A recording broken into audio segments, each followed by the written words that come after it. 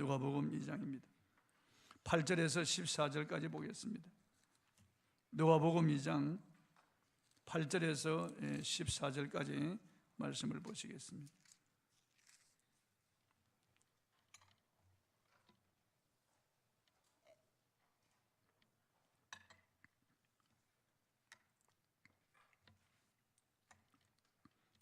제가 봉독하겠습니다.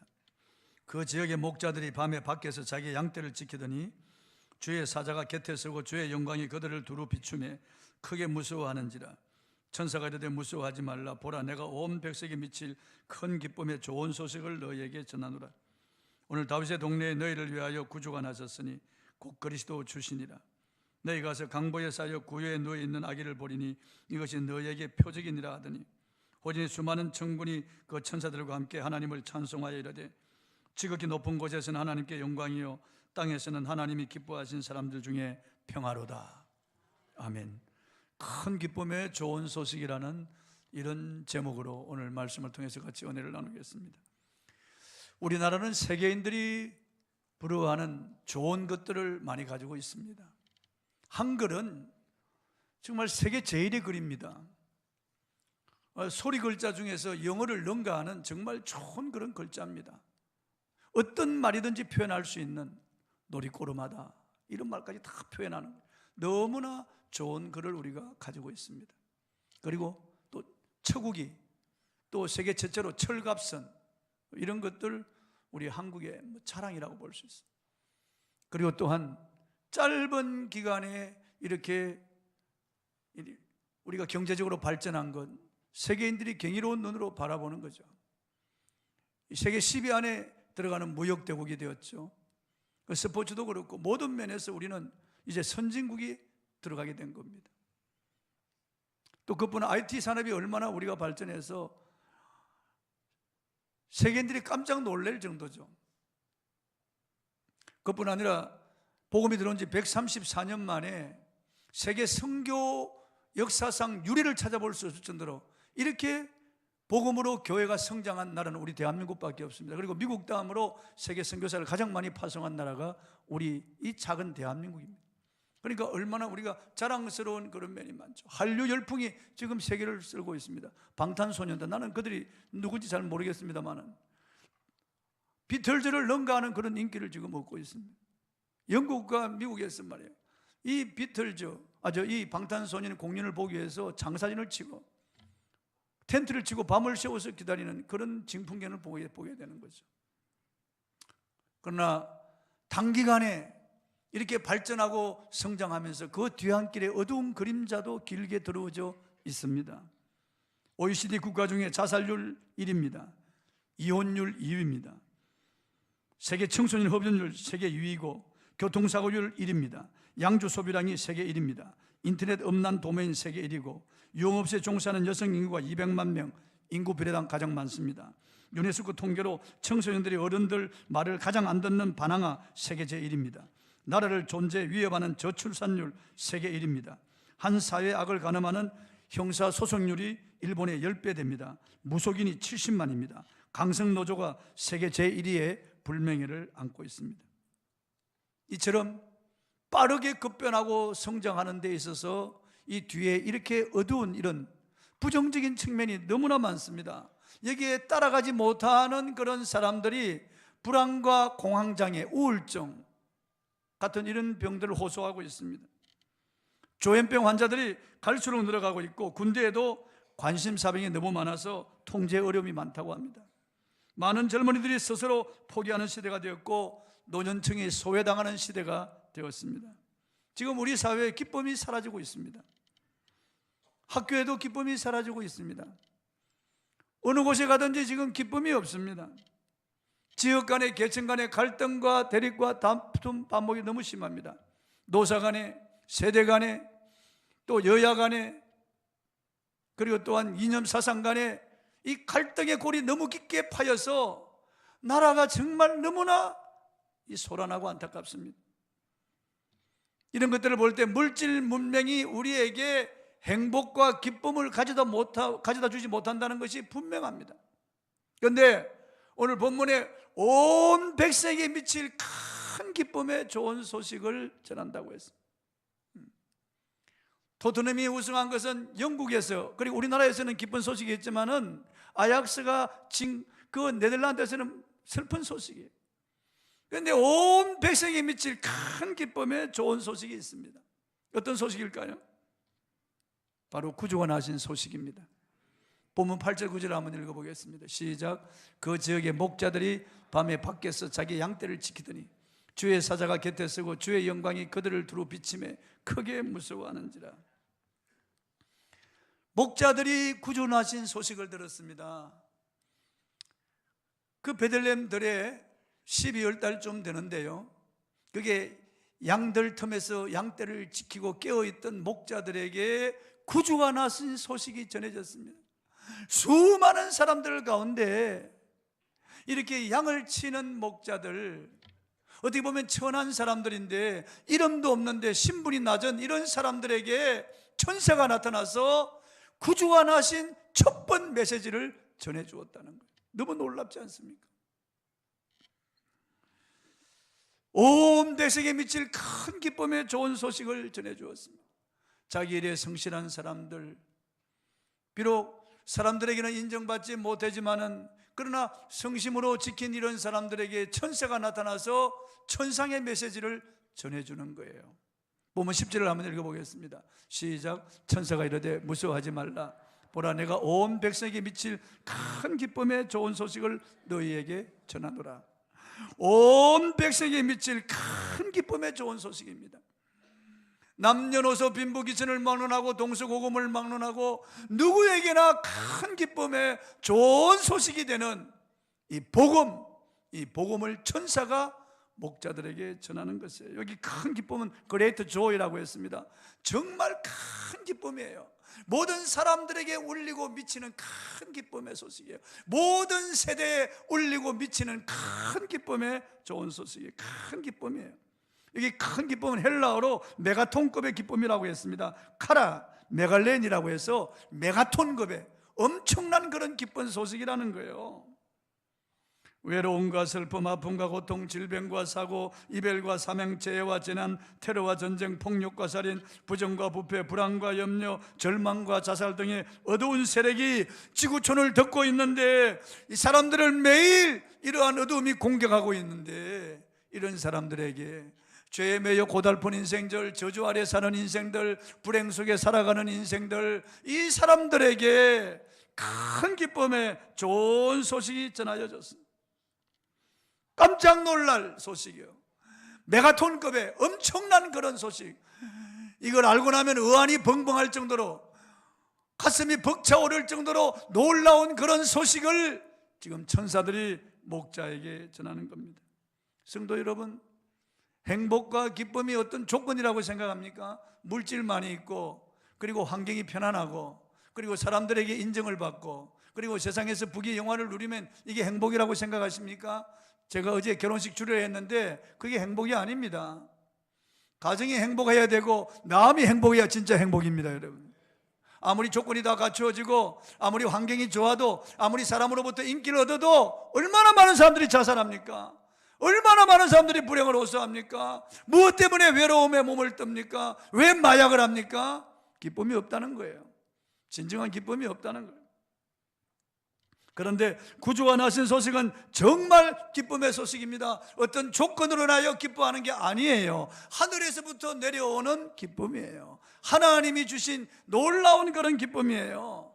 왜 구주가 나신 소식이 기쁜 소식일까요? 온 백성에게 미치는, 온 세대에 미치는 모든 사람들이 받을 수 있는 큰 기쁨의 좋은 소식이겠습니까?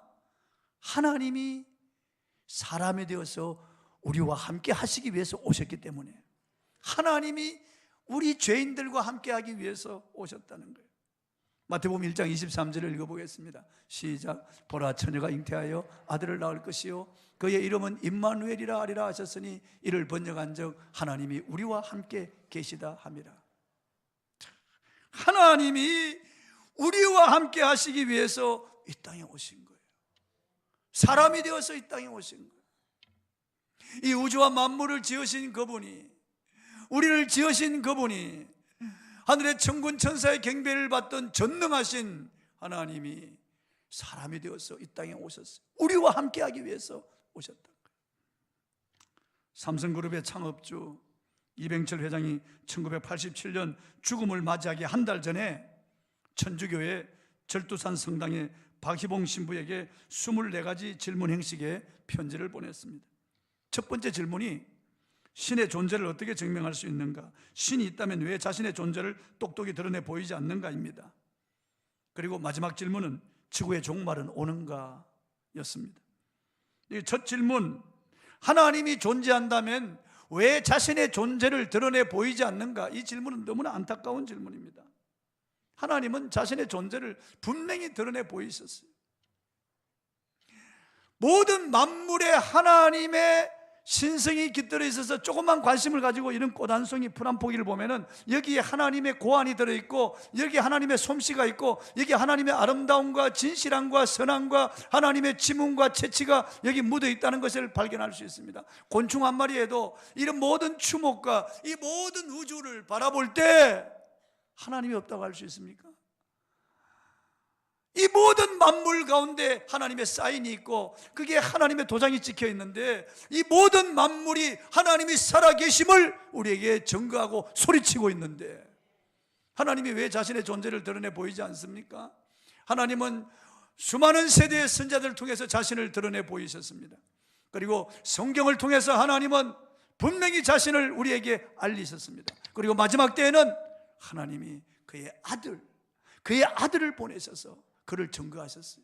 하나님이 사람이 되어 이 땅에 오셔서 우리 가운데 걸어다니셨어요. 같이 대화하시고 잡수시고, 그리고 우리 슬퍼하시고 또 눈물 흘리시고 우리의 아픔과 슬픔과 고통과 괴로움을 친히 다 경험하시고 이 땅에서 33년을 우리와 함께 지내시며 우리에게 하나님을 너무나 확실하게 보여주셨어요.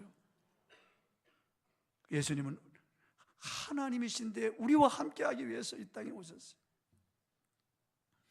시내산에 강림하셨던 그 존귀하신 분이 사람이 되어서 오신 겁니다. 광야 성막 가운데 계셨던 이스라엘 백성들을 사랑으로 이끌었던 그분이 사람이 되어서 이 땅에 오신 것입니다. 가나안 땅의 성전에 임재하셨던 그분이 사람이 되어서 이 땅에 오신 것입니다.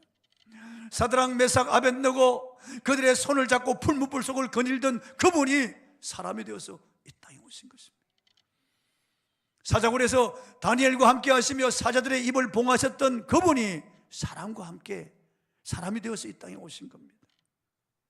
지존하신 하나님이 사람의 몸을 입고 이 땅에 어린 아기로 태어나신 겁니다.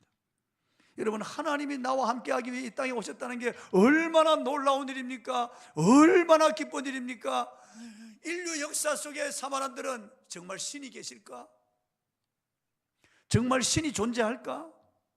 정말 신이 우주 만물을 만들었나? 이게 우연히 생겼나? 신이 만들었나? 그 신이 있다면 어떤 모습일까?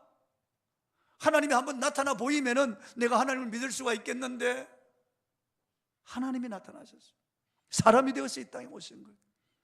역사 속에 수많은 사람들이 그분을 보고 만졌어요. 인도의 선다싱도 그분을 만났습니다. 바울도 그분을 만났습니다. 수많은 사람들이 살아계신 주님을 만나고, 지금도 볼가리아라, 지금도 사우디나 이란, 이라크가 있어 무슬림 사람들에게 주님이 환상 가운데 나타나셔서 내가 그라고 나를 믿어 죄 씻음과 구원받으라고 해서 수많은 사람들이 돌아오고 있어요. 지금도 하나님이 자기를 숨긴 게 아닙니다. 하나님이 자기를 드러내시는데 가장 분명하게 하나님이 자기를 드러내신 것은 사람이 되어서 이 땅에 오셨다는 거예요. 우리와 함께 하시는 거예요. 하나님이 나와 함께 하기 위해서 이 땅에 왔다. 우리는 참 약합니다. 별것 아닌 것 때문에 두려움과 좌절과 혼란이 휩싸일 때가 있습니다. 인생의 밤 같은 고난이 다가올 때 정말 우리 인간의 힘은 너무 연약하다는 것을 알 수 있습니다. 암입니다. 가슴이 덜컹하는 거예요.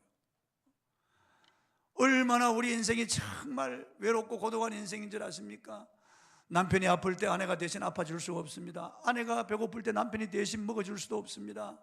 아내가 잠 못 이룰 때 남편이 대신 자줄 수도 없고, 아내가 죽을 때 남편이 대신 죽음을 반분할 수가 없는 겁니다. 인생은 철저히 홀로이고 외롭습니다. 인생길, 고독한 길 우리가 걸어가면서 때로는 낙심하고 때로는 절망할 때가 있습니다. 정말 충격적인 그런 사고를 당해서 어찌할 바를 알지 못하고 비명을 지를 때가 있는데, 이때 주님이 나와 함께 하신다는 사실을 알 때 우리는 얼마나 마음이 든든한지 알 수 없습니다. 성경에 주님이 나와 함께 하시겠다는 대목이 얼마나 많습니까? 히브리 13장 5절, 내가 과연 너희를 버리지 아니하고 너희를 떠나지 아니하리라. 히브리 13장 8절, 예수 그리스도는 어제나 오늘이나 영원토록 동일하시다는 거예요. 마태복음 18장 20절에 두세 사람이 내 이름으로 모인 곳에 나도 그들 중에 있느니라고 약속하셨고, 마태복음 28장 20절에는 볼지어다 내가 세상 끝날까지 너희와 항상 함께 있으리라고 말씀하셨습니다. 요한복음 14장 18절 한번 읽어보겠습니다. 시작. 내가 너희를 고와 같이 버려두지 아니하고 너희에게로 오리라. 여러분, 우린 고아가 아니에요. 고아처럼 우리가 버림받은 그런 존재가 아니에요. 예수님이 성령으로 우리와 함께 하시는 거예요. 지금 이 시간도 우리와 함께 하는 거예요. 어떤 시련이 와도, 어떤 환난이 와도, 환경 가운데 어떤 압박과 시련이 우리에게 온다고 할지라도 우리가 견딜 수 있고 이길 수 있는 것은 주님이 나와 함께 하심을 믿기 때문이에요. 수술실에 들어가는 우리 성도들, 제가 이사야 41장 10절을 읽어드립니다. 보통 두려워 말라, 내가 너와 함께 함이니라. 놀라지 말라, 나는 네 하나님이 됨이라. 내가 너를 굳세게 하리라. 참으로 너를 도와주리라. 참으로 나의 어른 오른손으로 너를 붙들리라. 그분이 안심이 되는 얼굴을 봅니다. 차디찬 철침대에 누워서 흰천을 덮고 마취당한 채 수술실에 끌려 들어가지만 주님이 함께 하시는 거예요. 주님이 함께 하시는 거예요. 그래서 우리는 안심할 수 있는 겁니다. 인생의 황혼기에 다 늙어서 힘이 쇠약할 때, 찾아오는 이 없이 황혼을 바라볼 때 너무나 슬픈 거예요. 그러나 외로운 거예요. 그런데 주님이 나와 함께 하심을 믿을 때 우리는 얼마나 행복한지 알 수 없습니다. 여러분, 죽음에 대해서 조금도 두렵지 않습니다. 주님이 나와 함께 하시기 때문에 그렇습니다. 걸어갈 때도, 앉았을 때든지, 집에 있을 때든지, 직장에 있을 때든지, 사업을 위해서 분주히 뛸 때도 주님이 나와 함께 하시는 거예요.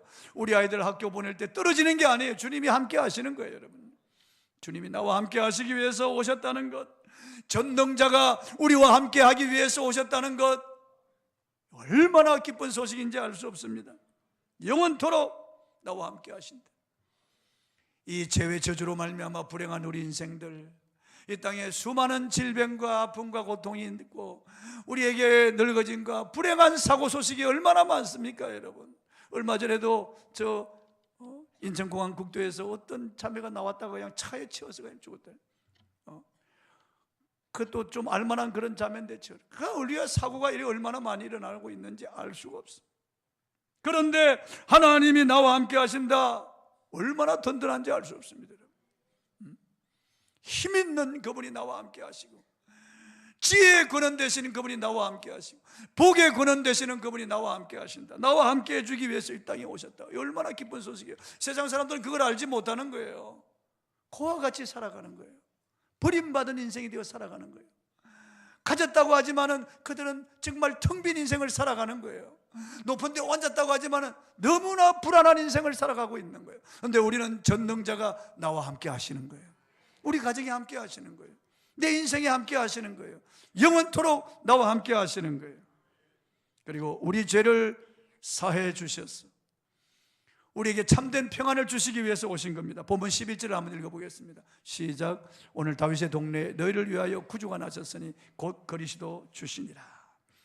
구주는 글자 그대로 구원주를 말하는 거예요. 세비어, 구원주를 말하는 거예요.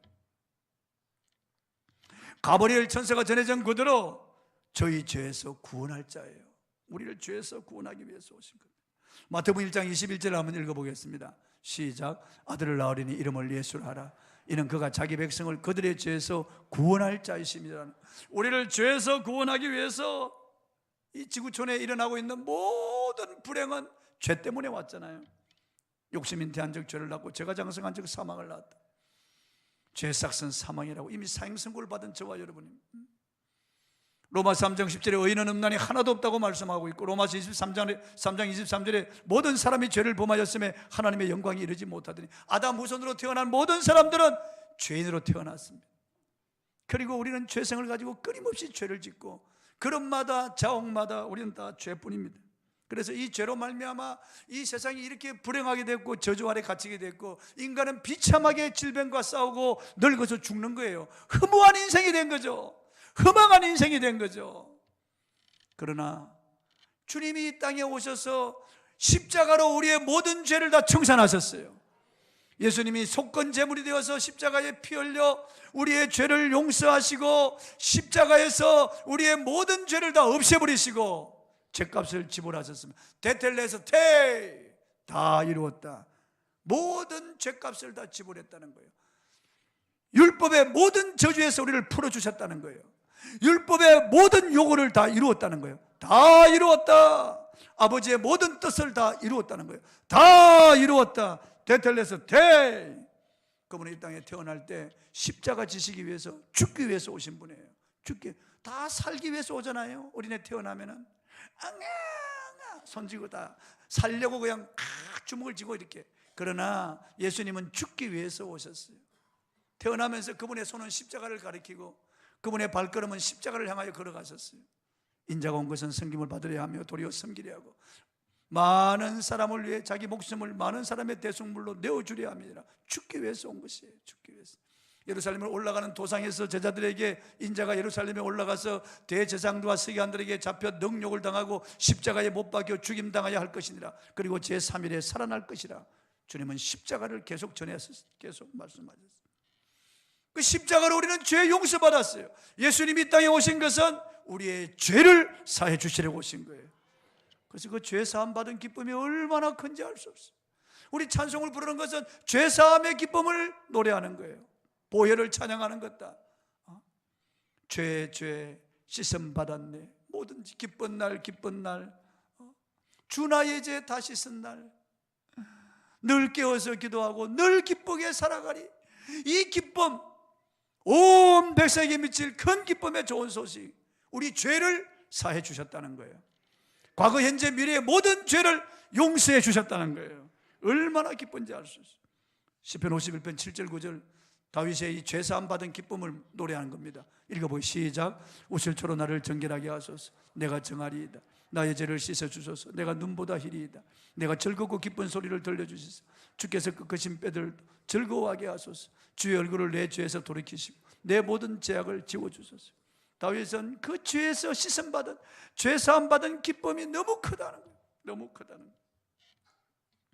단국대학교 장충식 이사장님이 단국대학 총장으로 재임할 때 있었던 실화입니다. 장충식 총장은 하나님 만난 후에 퇴근 후에 병원에 가서 환자들에게 복음 전하고 기도해 주는 것이 일과였습니다. 이분이 어느 날 오후에 종합병원에 가서 환자들에게 복음을 전하는데 어느 병실에 그 여환자가 날카롭게 반응하면서 소리를 지르고 나가라고, 그래서 나왔다가 다음에 또다시 방문하고 또다시 소리를 지르고 또다시 방문하고 계속 거부해도 소리쳐도 던져도 계속 가서 복음을 전했어. 그리고 어느 날은 조용하길래 들어가서 그 앞에서 복음을 전했어. 그리고 간절히 기도해 주니까 그 자매가 눈물을 흘리는 거예요. 눈물을 흘리는 거예요. 그래서 예수님을 영접하시겠느냐? 예수님을 영접한다고 그랬어요. 그래서 예수님을 영접하고 당신의 모든 죄는 예수님이 다 용서하셨다.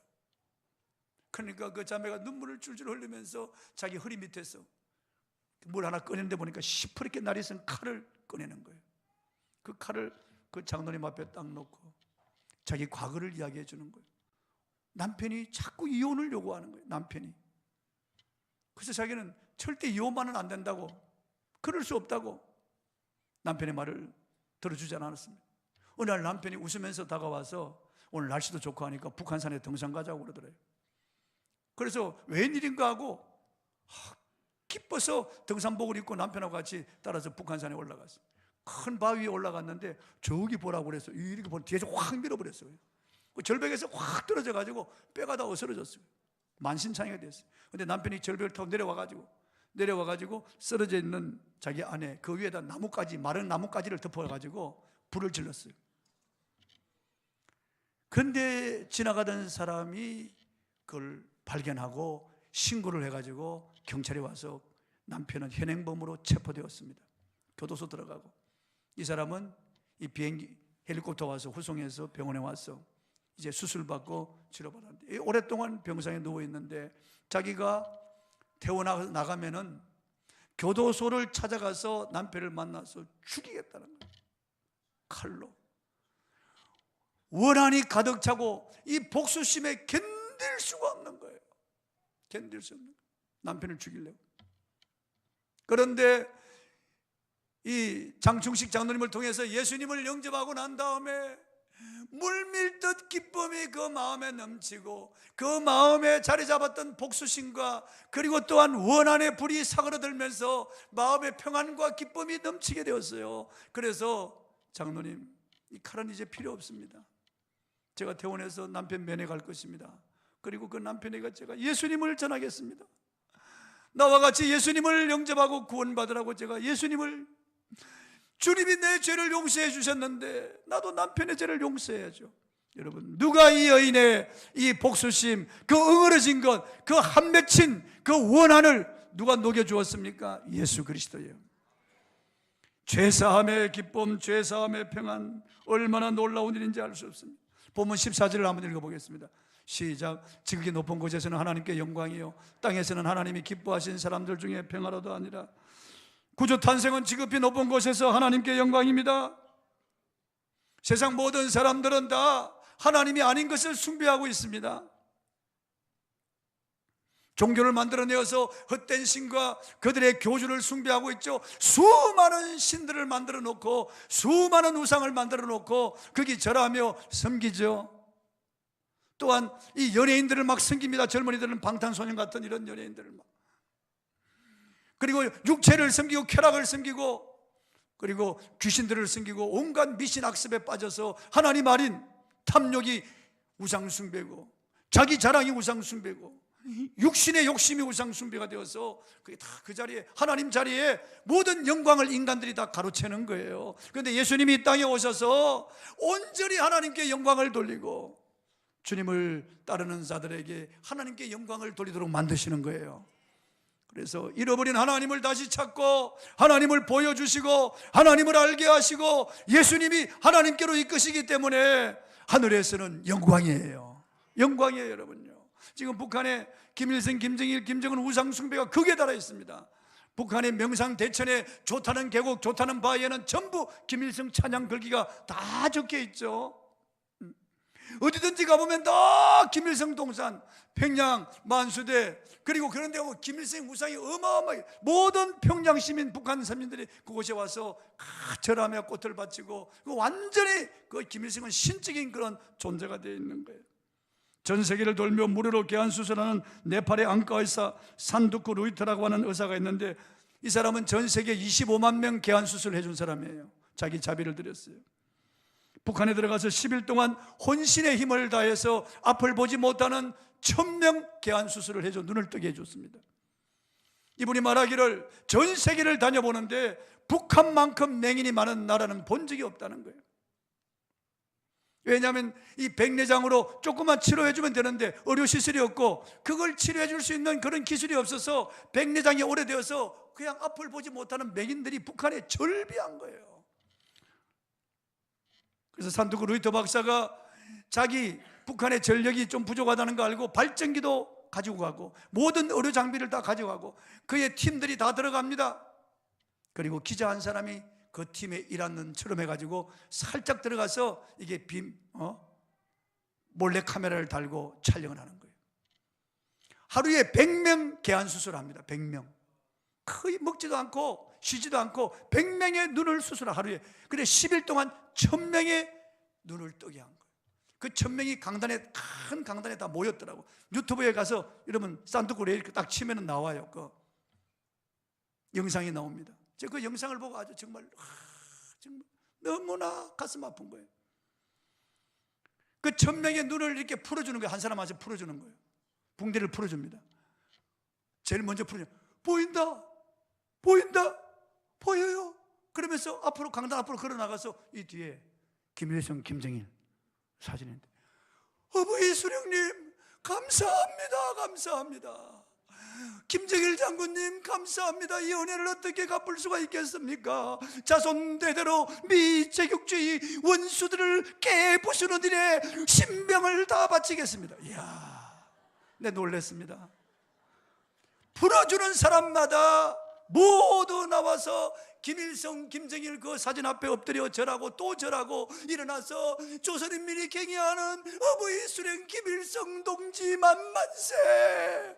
이야, 내가 진짜 그걸 보면서 소름이 끼치면서 정말 이거 산토크 레이커 박사가 거기서 말합니다. 단 한 명도 자기에게 고맙다고 한 사람이 없대요. 자기에게 감사하다고 한 사람이 단 한 명도 없다는 거예요. 1000명 전부 다 김일성, 김정일 그 앞에 나가서 울면서, 그 믿음이에요 여러분. 쇼가 아니고 그게 믿음이라니까. 그 사람들은 지구상에서 가장 악랄한 그런 공산주의 말이죠. 정말 상상할 수 없는 그런 일. 제가 보면서 이야, 저거 정말 완전히 이건 우상, 주체사상은 종교입니다. 예수님이 오신 것은 헛된 것에 속아 살아가는 이 백성들, 하나님의 영광을 가로채고 있는 이 김일성, 김정일, 김정은, 이 3대 세습 부자들, 속아서 살아가고 김일성에게 영광을 바치는 이 북한 동포들 불쌍하잖아요. 예수님이 땅에 오신 것은 사람들의 눈을 열어서 보게 하며 포로된 자를 자유롭게, 눌린 자를 자유롭게 하고 주님의 은혜를 전파하게 하려 하십니다. 하나님께 영광을 돌리기 위해서 오신 거예요. 그리고 땅에서는 기뻐하신 사람들 중에 평화입니다. 예수님 이 땅에 오셔서 우리에게 평화를 주신 거예요.